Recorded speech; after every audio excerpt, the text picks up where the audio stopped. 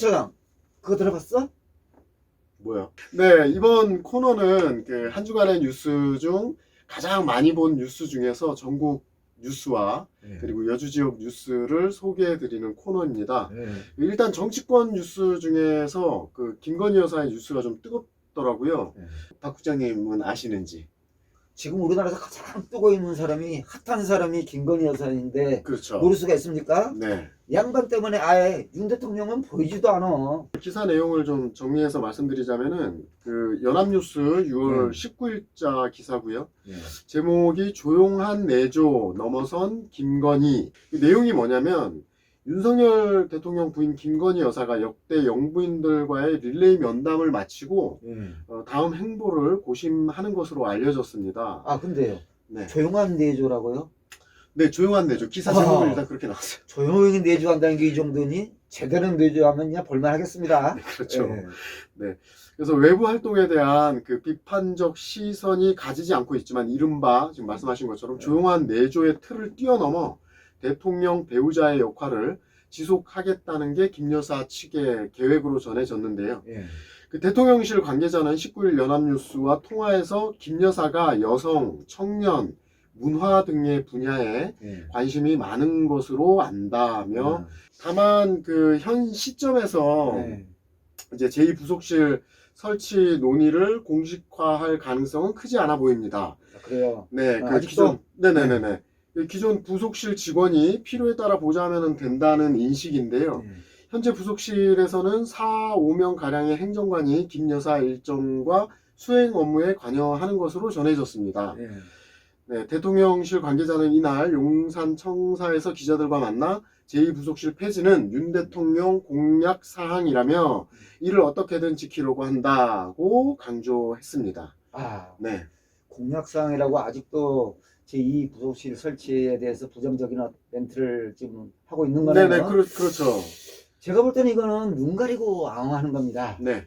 아니 선거 때는 아니 뭔 말을 못 하겠습니까? 네. 그리고 요즘 거기 뻑하면 윤 대통령이 대통령 처음 해봐서 그런다 네. 하면서 땡기 칠하면서 구렁이 담 넘어가듯 하는 형태를 계속 보이고 있는데요. 네. 참 저는 이거 문제라고 생각합니다.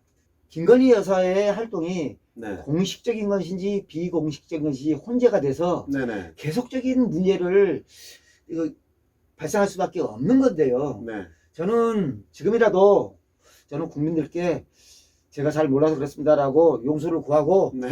저는 그렇게 결정을 해야 된다고 생각이 드는데 용서를 구하실 캐릭터가 아니라서. 이게 가래로 막을 홍해로 막을 거 네네. 가래로 또 막을 수도 있지만은 네네. 어? 뭐 어떻습니까? 국내에서 뭐 일어나는 일이니까 우리가 네.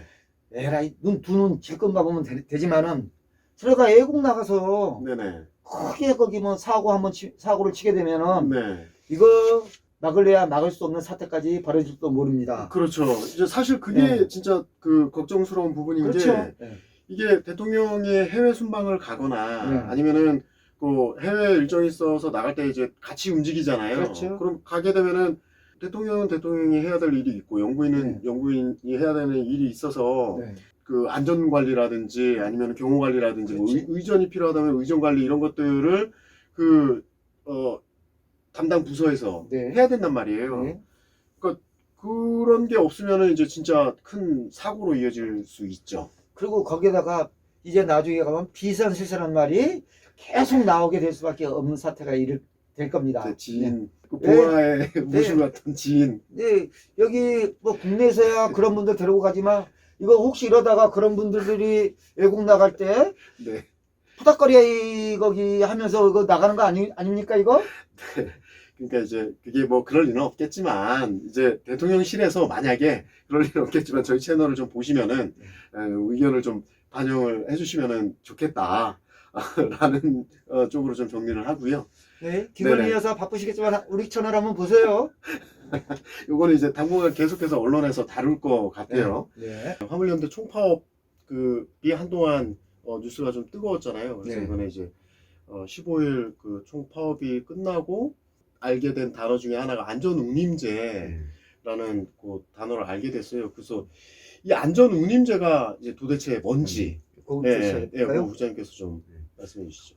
저도 뭐 화물 계통에 종사하는 사람이 아니니까 네. 이번 화물연대 파업을 통해서 안전운임제란 말을 이렇게 처음 듣게 됐는데요. 공장에서 회사에서 일하는 노동자들이 근로의 대가로 노동의 대가로 받는 임금과 같은 거더라고요. 네네. 그러니까 화물 운송을 하는 종사자들이 네. 위탁받은 화물을 그냥 읽으세요. 대본을 보고. 사람 자신 없으면 대본 보고 읽으시란 말이야. 화물 운송 종사자들에게 적용되는 최저임금제라고 생각하면 될 것 같습니다. 네네. 네. 그러면은 결국에는 그게 이제 좋은 제도인 거잖아요. 네, 좋은 제도죠. 그러면은 이제 뭐 물론 반대하는 쪽도 있겠지만 네. 그 누이 좋고 뭐 네. 매부 좋다고 했지만 이제 그렇죠. 동전의 양면이 네. 있는 것처럼 네. 요 법에 대해서 그러면은 반대하는 입장은 네. 뭐 어떤 내용이에요? 뭐 때문에 반대를 하는 거예요? 화주 같은 경우는 이 물건을 원하는 곳으로 옮겨가는 이 비용, 물류 비용이라고 하죠. 그리고 화주라면은 그 화물의 주인이죠. 예. 그리고 수출 기업들 같은 경우에 네. 비용이 증가한다. 그래서 가격 경쟁력에 이게 악화된다. 뭐 이런 것 이유로 거기 네. 반대해 왔습니다. 네. 네. 무조건적으로 비용을 절감하자고 해서 이 과정에 일하는 종사하는 사람들의 최저의 운임을 주고 네. 운반하는 것을 요구한다라면은 또 그래서 화물 종사자들의 과로의 문제가 나타나고 네. 또 과적의 문제가 나타나서 일반 국민들이 교통 문제로부터 안전하지 못하는 문제가 생깁니다. 바로 이러한 부분에 대해서 해결하려면 우리 화물 종사자들에게 적정한 운임을 주는 것은 반드시 필요한 게 아닌가라고 생각이 듭니다. 시행하면서 분명히 그 좋은 제도인데도 불구하고 이걸 왜 일몰제 그러니까 그 기한이 정해져 있는 네. 그 한시적인 제도로 만든 거죠?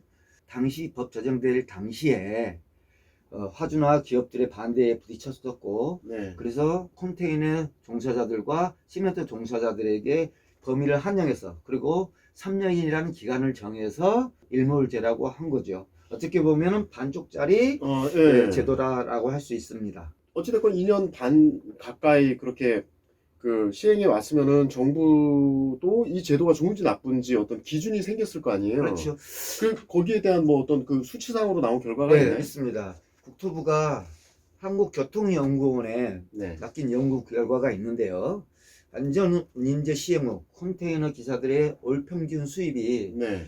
2019년 300만 원에서 2021년 373만 원으로 올랐고 시멘트 운송 기사는 201만 원에서 424만 원으로 증가했습니다. 네. 이렇게 임금 인상뿐만 아니라 이들의 노동 시간도 이게 줄었는데요. 이 시간이 줄었다는 것들은 운송자들의 과로가 줄었다는 것이고 네, 또 과속의 문제들도 네. 거기 뭐냐면 줄었다고 할 수 있죠. 그렇다면은 이 대형 화물 운송차에 의한 우리 국민들의 교통의 피해도 줄었다라고 간접적으로는 알 수 있을 것 같습니다. 15일에 이제 그 파업이 종료가 됐는데 네. 그러면 어느 정도 뭐 그 타협점이라든지 뭐 제도 개선을 위한 정치권에서의 약속 뭐 이런 게 이제 해결된 건가요?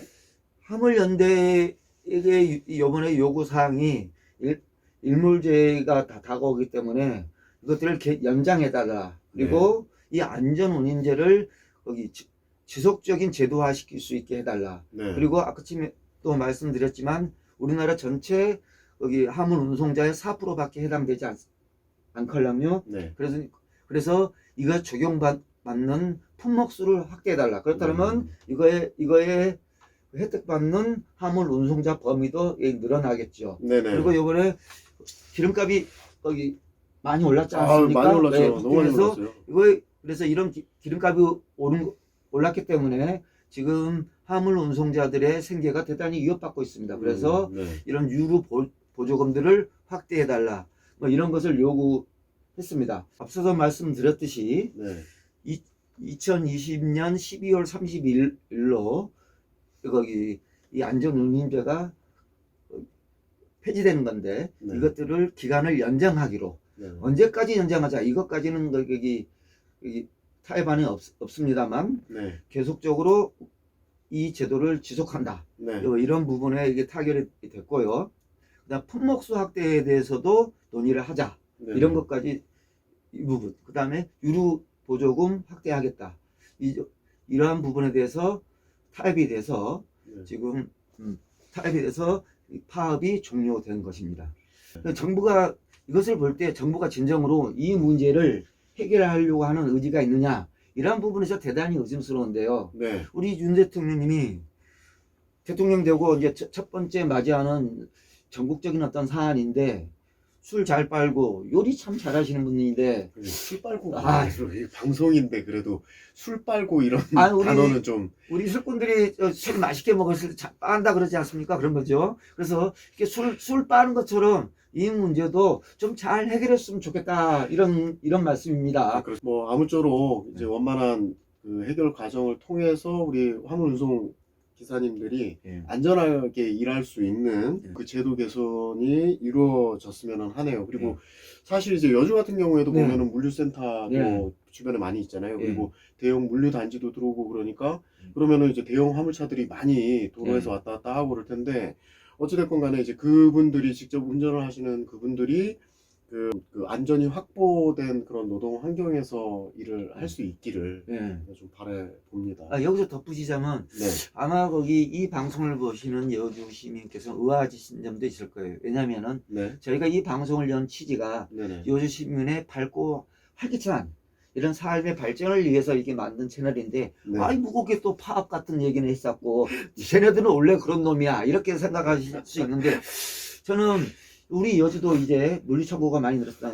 여주도 이제 물류 회사들이 많이 들어와 있습니다. 근데 엄청- 필히 이 물류 회사가 들어왔다는 얘기는 대형 화물차가 이제 앞으로 상시적으로 운행된다. 그렇죠. 이런 거라고 볼 수 있죠. 그렇다면은 교통 안전을 우리가 지키기 위해서라도 안전 운임제에 저희는 거기 많은 관심을 가져야 된다고 저는 생각합니다. 그래서 네. 저희가 이 내용을 다룬 거라고 저는 생각합니다. 좋은 말씀입니다. 네. 계속 요 기사에 대해서 계속 좀 지켜보도록 하고요. 다음 뉴스는 이제 여주로 넘어와서 네. 뭐 광역은 네. 뭐 요 정도면 충분하고 네, 그렇습니다. 사실 뭐 중요한 건 여주지 않습니까? 네. 그 여주로 넘어와서 요새 민선 8기 여주 네. 시장직 인수위원회가 꾸려졌잖아요. 네. 우리 박 국장님 같은 경우에는 또 인수위원이셨고 민선 네. 7기 인수위원이셨고 네. 네. 그래서 아마 지금 이제 출범하는 인수위원회를 바라보는 소감이 또 남다르실 것 같은데 그리고 어떤 뉴스가 네. 있죠? 이충우 시장의 거기 이게 열린 인수위라 그러더라고요. 네네. 13일 출범했습니다. 출범하고 18일부터 시민 제안을 온라인으로부터 운영하고 있습니다. 그러니까 이제 이충우 열린 인수위는 지금 활동을 하고 있는 것입니다. 네네. 네. 그 이전 인수위원회 분들이랑 비교해 봤을 때, 네. 네, 뭐 어떤 분들이 들어가 계신가요? 예전에 제가 참여했던 인수위는 그 지역사회에서 시민들과 끊임없이 호흡하려고 하는 네. 시민단체에 있는 사람들, 우리가 여기 활동가라고 하죠. 그런 분들과 각 여기 직능단체에 있는 대표자분들, 거기에 실질적으로 일하는 상근자들, 이런 분들로 거기 구성이 되었다라면, 네. 이번에는, 전체가 15명인데요. 네네. 5분이 여주대 교수님들이더라고요. 네네네. 그러면 약 3분의 1입니다. 네. 이분들과 지역의 유력 인사들이 중심에 대해서 구성되었습니다. 이렇게 구성해 놓고 여기서 그 인수위에서 발표한 내용을 보니까 시민 생활과 밀접한 실천 중심의 시정 목표를 세우겠다 이렇게 말씀하셨는데 강남에 사시는 분들이 여주 사람들의 삶을 모르듯이 저 역시 좀 이것도 그러지 않을까라는 염려가 돼서 한마디로 말하면 제가 볼 때는 뻥치고 있네. 전 이렇게 말씀드릴 수 있습니다. 이거는 저희 채널의 공식 입장은 아니고요. 네, 아니고 이거는 제가 볼 때는 이충훈 시장님이 네. 우리 이윤석 대통령의 검사 사랑에서 네. 아마 검사 사랑하는 걸 보고 나는 교수 사랑해야 되겠다. 네네. 아마 그런 점을 좀 배운 게 아닌가 저는 이렇게 생각이 듭니다. 끼리끼리 이렇게 모인다라는 뭐 그런 네. 내용인가요? 네. 네. 그렇다고 해서 우리 이충훈 여기 시장님이 교수님이 되는 것도 아닐 텐데 말이죠. 아니 뭐 똑똑하신 분들끼리 이렇게 좀 모였으니까 아마 또 좋은 어떤 비전에 대해서 이렇게 내놓을 것 같고요. 그 두고 봐야죠. 네네. 그 운영 기간이 얼마나 되나요? 운영 기간이요. 저희가 7기 했을 때는 약 20일을 했었는데 네. 이번에는 30일이더라고요. 아마 그 오, 인수의 필요성을 대단히 많이 느낀 게 아닌가. 네. 그런데 저희 이양진 인수위 때 그 20일 동안 했을 때 네. 당시에 거기 누구라고 말씀은 안 드리겠지만 삼선이나 하신 그분들을 필두로 해서 네. 국힘에서 이건 거기 돈 낭비다. 시민 혈세 낭비다 해서 네. 그렇게 거기 뭐냐면 괴롭혔었습니다. 사실 20일 하는데도. 20일 하는데 네네. 그런데 교수님들을 모셔서 그런지 몰라도 30일을 해도 네. 혈세 낭비는 아니다. 이렇게 생각하시는가 봅니다. 그럼 뭐 기왕 인수 얘기가 나왔으니까 네. 인수 얘기가 나왔으니까 이제 바로 그 이충우 신임 시장 얘기로 한번 넘어가 볼게요. 예. 그 사실 이제 취임 후에 가장 먼저 하는 일이 인사 아닌가요? 인사하죠. 네, 그 이 인사랑 관련해 가지고 그 여주에 이제 뭐 요새 소문이 네. 예, 좀 도는 소문이 있는데 네. 뭐 들어본 소문이 있나요? 공무원의 인사는 사실 공무원 세계 내부에서 알아서 하는 것이니만큼 네. 저희가 뭐 크게 그 부분을 중요하기보다는 저는 시민들의 실질적인 생활과 조금 더 밀접하게 관계에 있는 도시관리공단이라든가 세종문화재단이라든가 공사의 부분들의 인사에 대해서는 저희가 더 관심을 갖고 있다고 할 수 있겠죠. 네. 그런데 이런 말들이 나오더라고요. 세종문화재단 이사장으로 모 의원이 네. 온다는 얘기가 있던데 네. 제가 볼 때는 그 얘기는 좀 낭설일 것 같습니다. 네. 왜 낭설이냐면은 세종문화재단은 문화예술 생활에 대한 그 발전을 시키고자 하는 전문 어떤 기관인데 네네. 우리 거기 김영자 의원님이 실명 거론하자고 예. 삼선 의원으로 뭐 아, 이렇게 해야 되는 거 아닙니까? 아, 계속 실명 거론하실 거면은 그냥 아예 그냥 얘기를 아. 해도 되고. 네. 이충우 시장의 선거 공약 중 거기 여주 문화관광공사를 만들어서 네네. 여주 발전을 기하겠다 이런 말씀을 하셨어요. 네. 근데 여기서 여주 관광공사가 아니고 문화관광공사라 그러니 세종문화, 여주문화관광 이러니 문화가 같이 연계되죠 사실은. 네네. 연계돼서 혹시 그래서 전 김영자 의원이 이번에 삼선하시고 전 도의원이나 네. 시장에 그 도전할 줄 알았는데 참 명예롭게까지는 더 안 한다. 네, 은퇴 발표하셨죠. 명예롭게 퇴진한다. 그래서 야 이건 그동안 여주에서 진짜 없었던 일이다. 진짜로 물러나야 될 때를 네. 알고 참 이게 물러나는 모습을 보고 참 아름답다 그럴까요? 제 나름대로 감동을 받았는데 이거 그거 아닌가? 이래서 약간은 뒤통수 맞는 느낌도 들었습니다. 아, 국장님한테요? 국장님 뒤통수를 맞는 뭐 저만 그렇겠습니까? 아마 저는 제가 볼 때는 아니 뭐 사실 이제 누가 그 자리에 네. 가든지 관심 자체가 아예 없으신 분들은 뭐 이제 지금 말씀하신 것처럼 그 세종문화재단이 하는 일이 굉장히 많잖아요. 뭐 또 여주 그렇죠. 도자기 축제라든지 오곡나루 축제라든지 그리고 그 제가 알고 있기로는 하는 사업 분야도 굉장히 많거든요. 그렇죠. 그럼 그게 직접적으로 이제 굉장히 많은 세금이 들어가고 그리고 그 여주 시민들이 직접적으로 그 행사에 수혜를 받는 대상자들이잖아요. 네. 그러면 아무래도 앞으로 이제 코로나도 끝나고 하니까 행사들도 많이 진행이 될 테고 그리고 이제 뭐 그런 어떤 관광 산업이라든지 이런 것도 여주가 뭔가 이렇게 조금 더 트렌디하고 전문성을 갖춘 분이 하는 게 낫지 않겠냐라는 거거든요. 저는 요 사안을 바라보는 요 소문을 바라보는 시각이. 요즘에 거기 우리 프로야구 지금 한창 진행되고 있지 않습니까? 네. 이대호 선수 조금 이제 오랜만 하고 이제 은퇴한다 그러니까 네. 지금 거기 이대호 선수가 타율 2위인가요? 3위인가 뭐 이러고 있습니다. 그래서 롯데 팬들 난리 났습니다. 절대 은퇴하지 말라고. 네네. 이렇게 말린단 말이죠. 노장이라도. 네. 전 그런 점에서 김영자 의원을 거기 꼭 이 자리에 갔다고 이렇게 말씀하시는 분도 있을지 모르지만 과연 그런가? 그런 점에서 제가 볼 때는 국민의힘이나 이충우 시장님이 이제 널리 인재를 거기 살펴서 네. 제대로 된 사람을 네. 저는 거기 새로운 이사장으로 좀 모셔야 된다. 전 그게 합당하다라고 생각이 듭니다. 뭐 어디까지나 소문이니까 좀 풍문에 대해서는 사실 뭐 저희가 저는 거기 세종문화재단 이사장님으로 오시는 것은 저는 100% 낭설이라고 봐서 사실 네네. 우리가 이 사안을 안 다루려고 했지 않습니까? 네네. 그런데 이게 요즘 문화관광공사가 또 얘기가 나오니 네네. 아 그래서 거기 길을 열어주기 위해서 여주 문화관광공사를 만드는 건 아닐지라도 그렇지 않습니까? 낭설 하다가 나중에 보니까 현실이 되는 것도 봤고요. 네네. 전 그래서 저는 제가 존경하는 김영자 의원이 교양에 뭐냐면 아름다운 퇴진을 하셨다고 해서 네. 저는 그 아름다운 퇴진이 훼손되지 않았으면 좋겠다 이런 마음이 듭니다. 네. 소문에 대한 예. 우려를 표하는 정도로 좀 마무리를 해보도록 하겠습니다. 네.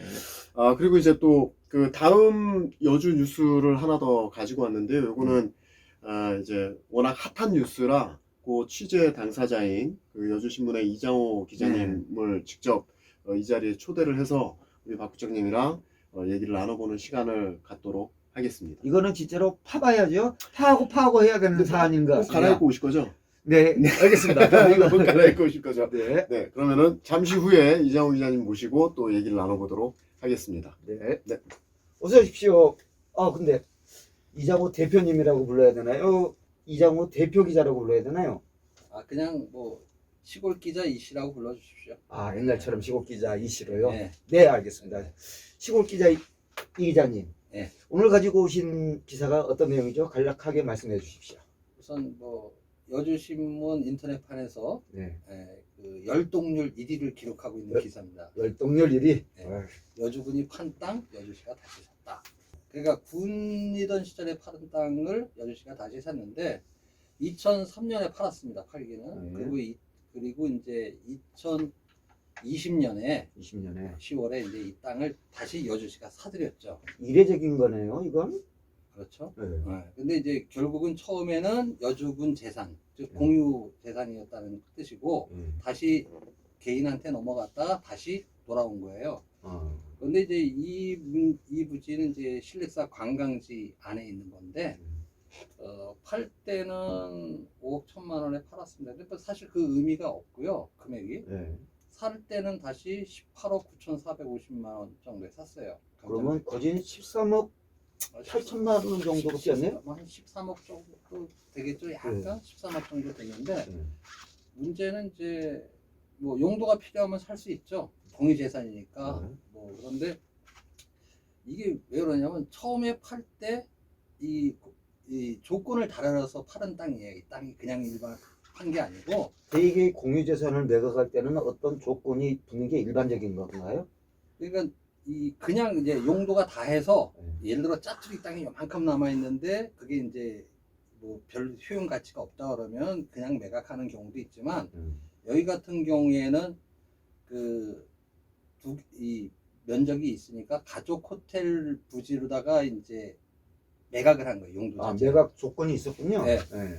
매각을 할 때 그 신歷4 관광지 그 개발 계획에 의해서 여기는 2002년도에도 그랬었고 그 전에도 이제 신歷4 이 가족 호텔 부지다 이제 지정을 하는 땅입니다. 그러다 보니까 이제 아무래도 가족 호텔이니까 민간이 해야 되겠죠. 그래서 민자를 유치한다는 명목으로 이제 공매를 한 거예요. 이렇게 해서 할 사람을 해자 했는데 이분이 사고 난 다음에 바로 이게 소유권이 넘어갑니다. 소유권이 넘어가가지고 자기가 사용하지 않고 다른 사람한테 되팔았다라는 거네요. 그렇죠. 부동산 투기 냄새가 나네. 근데 이제 저희가 그렇게 단언하지는 않고 어차피 그냥 뭐 판단은 이제 뭐 독자분들이 하시는 거니까 다만 이제 이례적인 거죠. 여주 당신 여주군이었습니다. 군에서 산 A 씨라는 분이 이제 소유권을 이전 받는 날, 또 C 씨와 D 씨라는 분이 이제 매매 계약을 체결했어요. 바로 당일날. 네, 같은 날짜에. 그리고 또 B 씨가 소유권 이전 청구권 가등기, 즉 이제 우리가 매매 예약이라고 보통 얘기하죠. 일정 부분을 했습니다.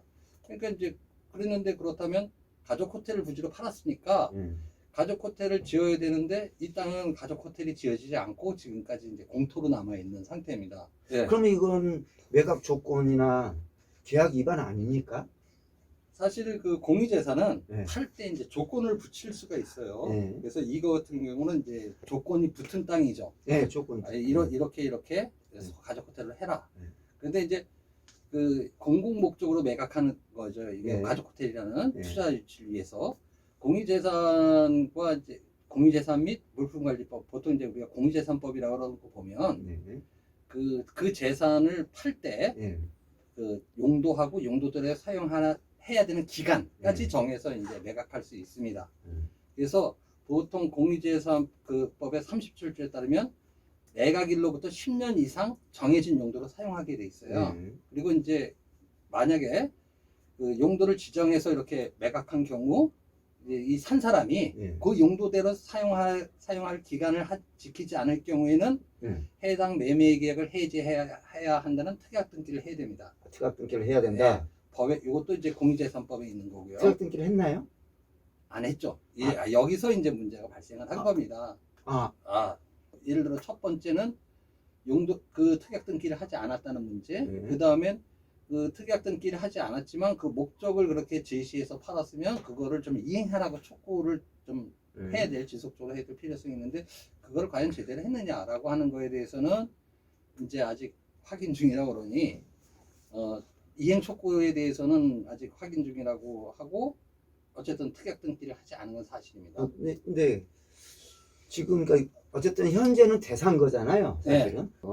제가 듣기로는 이게 2003년에 매각했을 때 매각 대금이 제때 납부되지 않았다라는 얘기도 있던데 기사에 보니까. 원래는 그 60일 이내에 납부를 하게 돼 있어요. 네. 60일 납부를 했는데 거의 저희가 봤을 때 등기부 등본상 권리가 넘어간 게 한 4개월 조금 안 돼서 한 3개월 조금 넘어서인데 사실 이 정도를 주는 것도 이례적인 거죠. 근데 당시 공무원들은 이제 당시 군수님의 이제 재가를 받아서 그렇게 해줬다. 그러니까 이제 투자를 유치하고 싶은 욕심에 그 관광 호텔이라는 게 쉽게 설명드리면 우리가 얘기하는 일반적 콘도미니엄 있죠. 네. 바로 그런 걸 얘기하는 거예요. 취사 시설도 갖추고 이런 거를 얘기를 하는데 그런데 뭐 어차피 이 사람이 할 것 같으니까 이제 관광 호텔을 민자 유치를 해야 되니까 관광 호텔 짓기 위해서 이 사람을 불렀는데 결국은 그렇게 했지만 결국은 지어지지가 않은 거죠. 그런데요, 우리가 되게 4인 간의 부동산의 매매를 할 때도 처음에 계약금 걸고 네. 나중에 거기 언제까지 거기 남은 대금은 납부하겠다. 이게 잘 안 되면 사실은 굉장히 곤란한 상황이 되죠. 이게 그 계약금 띄고 뭐 이러지 않습니까? 근데 이거 같은 경우는 여기 요주군이라는 공공기관과 4인 간의 계약 관계이기 때문에 이게 매각 대금이 제 날짜에 들어오지 않았다면은 페널티를 주거나 토지를 다시 환수해야 되는 거 아닙니까? 그렇지 않게 되면 이게 흔히 말하는 특혜 매각이 되는 거 아니겠어요? 네, 문제는 뭐냐면은 이러한 거를 했을 때는 그럼 이 사람이 호텔을 짓겠다든지 어떤 재무적인 여건을 갖다가 좀 어느 정도 입증을 해줘야 되지 않냐. 왜 그렇죠. 그런가 하면 이 목적을 정해서 매각하는 토지는 저희가 상식적으로 생각해봐도 그 일반적으로 그냥 소유권을 그냥 가져가는 것보다는 훨씬 더 좀 가격이 낮을 거라고 말입니다. 용도가 목적이 있으니까. 그런데 그렇게 해서 결국은 이제 이분들은 수익을 얻었는데 여기 중요한 거는 그거죠. 공유재산은 뭐 시장이나 군수의 개인 재산이 아닙니다. 그렇죠. 당연히 시민들의 재산이기 때문에 이런 재산을 갖다가 좀 관리를 좀 방만하게 했다는 것 이런 것이 문제가 되겠고요. 두 번째는 사는 과정도 역시 문제가 있습니다. 왜냐하면 여기가 위치로 보면 굉장히 좀 이렇게 앞에 다른 건물이 있고 또 뒤에 다른 건물이 있고 중간에 끼인 거예요. 그래서 옆에 이제 길이 있긴 합니다. 그 실질적으로 도로는 아니에요. 그렇지만 현황은 도로로 사용하고 있는데 이게 쟤도 지금까지도 공부상에는 유원지로 다 돼 있고 임야로 다 돼 있고 그래요. 현황 도로로 사용하는데 근데 이게 좁습니다. 현재 좁아요. 그러다 좁으면 어떤 문제가 있느냐면 우리가 보통 이 관광 호텔이라고 호텔을 한번 가만히 생각을 해보십시오. 지금 여주에 있는 일성콘도 앞도 그렇고 연양동에 있는 썬밸리 호텔도 보면 앞에가 길이 넓죠. 예. 당연하게 그렇게 돼야겠죠. 관광 가족 호텔을 거기 한다라면은 많은 이동이 있고 대형차들이 왔다 갔다 할 수 있기 예. 때문에 도로 현황이 되게 중요할 수 있는 거죠. 그렇죠. 그러니까 어찌 보면 저는 이제 물론 저의 개인적인 생각이지만 애시당초에 이 부분에 대해서 유치를 할 것 같으면 거기에 4차선 도로 정도를 해놓고서 했어야 되는 거예요. 4차선 도로 해야지만 이게 사업을 제대로 할 수 있었던 거죠. 그러니까 2002년도의 거를 보면 지금 그 2002년에 지금이나 이제 시설이 바뀌었죠. 아예 도로 계획을 같이 넣어줬으면 이제 이 낙찰 받은 사람도 호텔을 짓기가 쉬웠을 거예요. 왜냐하면 그래야지만 관광진흥기금이라든지 이런 걸 지원을 받아갖고 할 수 있거든요. 사실은 관광 호텔업은 그렇기 때문에 그러한 그 처음에 계획 세울 때부터 계획부터도 좀 부실한 거 아니었느냐. 아 그리고 두 번째는 이제 그래서 팔았으면 여주시에서 이걸 다시 사드릴 때는 또 다른 명분이 있어야 되는데 그렇다면 지금이라도 이걸 해야 되는데 가장 중요한 건 그거예요. 이거 말고도 여러 개를 샀죠. 여러 필수를 샀는데 저는 뭐 개인적으로는 그렇게 생각합니다. 어쨌든 이런 그 공공의 목적을 위해서 공공 가치를 높이기 위해서 이런 것 그 공유재산을 뭐 하기 위해서 산다. 이건 뭐 굳이 반대할 이유는 없어요. 그런데 중요한 건 공유재산을 살 때는 계획이 있어야 되는 겁니다. 먼저 계획을 세우고 그 다음에 집행을 해야 되는 거고 특히 이렇게 관광지에 어떤 거를 목적을 가지고 한다라면 일단 이 계획이 먼저 나와야 돼요. 신뢰사 관광지를 어떻게 개선할 것이냐, 어떻게 확대할 것이냐, 계획이 된 다음에 지구지정이라든지 이런 부분을 하고 그 다음에 사는 거죠. 그런데 이건 절차가 바뀐 거예요. 그러다 보니까 이제 구설수가 생기게 되는 거예요. 근데 이 기자님, 저는 지금 이 기자님 말씀이 현재 이 토지를 산 것을 일단 기정사실화 해놓고 말씀하시는 것 같은데, 제가 생각할 때는 애초에 2003년에 그 토지 매각에 대한 내용을 보면 이거는 부정이 있을 수 있다라는 합리적 의심이 든단 말이죠. 그런 어떤 부정의 의심이 드는 이 토지를 지금 다시 산다라는 것들은 그 예전에 문제가 있는 토지에 대한 어떤 오해의 소지가 완전히 해결되지 않은 상태로 이 토지를 사는 것은 그 자체로 좀 문제가 있다고 저는 생각입니다. 왜냐하면은 이건 여주시는 완전히 이거 호구고, 그렇다면 상식적으로 볼 때 예전에도 사실은 부정이 의심스러운데 지금도 이 땅을, 그런 문제에 대한 어떤 소지가 있는 땅을 훨씬 많은 돈을 주고 샀다라는 것들은 이건 여주시가 완전히 또 호구 잡힌 것 같은데, 이양진 시장하고 공무원들이 이런 어떤 호구 짓을 저지른 것은 이건 배포가 큰 건지 생각이 없는 건지 여주 시민은 완전히 개똥으로 아는 건지 이런 말을 하지 않을 수가 없습니다. 근데 이제 이런 거는 있어요. 네. 2003년 우리가 이제 여주시가 관광 개발을 그렇게 해본 경험이 없습니다. 관광지를. 여주군이 과거에 여주군이 그러다 보니 이제 어떤 욕심은 있고 그 욕심이 있었던 게 그 당시에 지금 우리가 연양리 그 금운모래 유원지 그쪽 부분도 상당히 그 잘못된 계약을 조건으로 여주시한테, 그러니까 잘못됐다기보다 당시 여주군의 불리한 조건으로 해서 거기에 시설물이 들어서 가지고 나중에 우리가 또 돈을 물어주고 그 사람들 퇴거시켰잖아요. 문제는 뭐냐면 가장 큰 틀에서 뭐냐면 이러한 덩치가 큰 공유재산을 매각하고 또는 매입하는데 계획도 없었다. 제대로 된. 그리고 그 이행하는 그러한 철저한 그런 부분이 없었다. 이게 가장 큰 문제예요. 공유재산이라고 하는 거를 물론 앞으로도 이제 공유재산에 대해서 여러 가지 뭐 매입을 한다든지 매각을 한다든지 이런 일은 계속 일어날 겁니다. 그런데 과연 이것을 타산지석을 삼아서 다시는 이런 일이 없었으면 하는 그런 마음이죠. 사실은 아까도 말씀드렸듯이 시장이나 군수의 재산이 아니라 여주 시민의 재산이고 여주 시민의 혈세라는 것을 생각을 하면은 그 법에서 정한 대로 철저하게 그 법을 지켜서 이러한 재산을 관리를 해야 되지 않느냐 이런 생각입니다. 항상 뭐 전체의 이익에 여주시 전체의 이익에 부합하는지를 먼저 검토를 해야 되죠. 이게 그러다 보니까 이러한 것이 이제 구설에 뜨는 거죠. 아니 전임 군수나 시장 때나 보면 전체 이익을 기한다고 다 거기 말로는 다 그렇게 하죠 사실은. 근데 내용을 뜯어다 보면은 겨우 다 때가 많단 말이에요 사실은. 뭐 어쨌든 근데 이 기사가 나가고 난 다음에 열동률 1위라고 하셨잖아요. 시민들의 반응은 어떻습니까? 어떤 구체적으로 소개시켜 줄 만한 게 있나요? 저희가 2003년도에 이 얘기에 대해서 사실은 그 당시에도 제가 이걸 취재를 했었어요. 취재를 했다 보니까 그 당시에 이제 제가 남겨놓은 기록들을 봤을 때는 그 당시에도 똑같은 의문을 저도 제기를 했었습니다.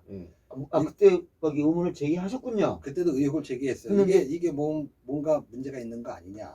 근데 뭉개졌군요 결국은.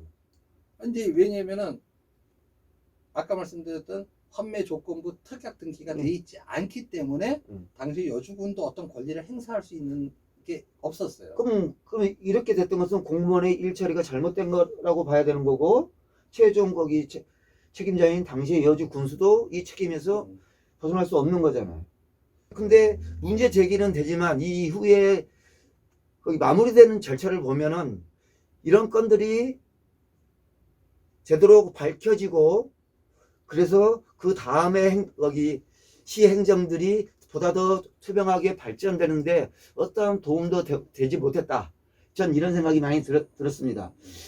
저희가 생각 2002년도에 했었던 실력사 관광지 조성 사업 자체가 지금 저는 봤을 때 처음부터 잘못 낀 단추다. 잘못 낀 단추다 보니까 사실 이거를 계속 그 당시에 여주군에서도 여러 차례 매각 공고를 했어요. 근데 응찰자가 없었던 거죠. 아까 설명드린 이유 때문입니다.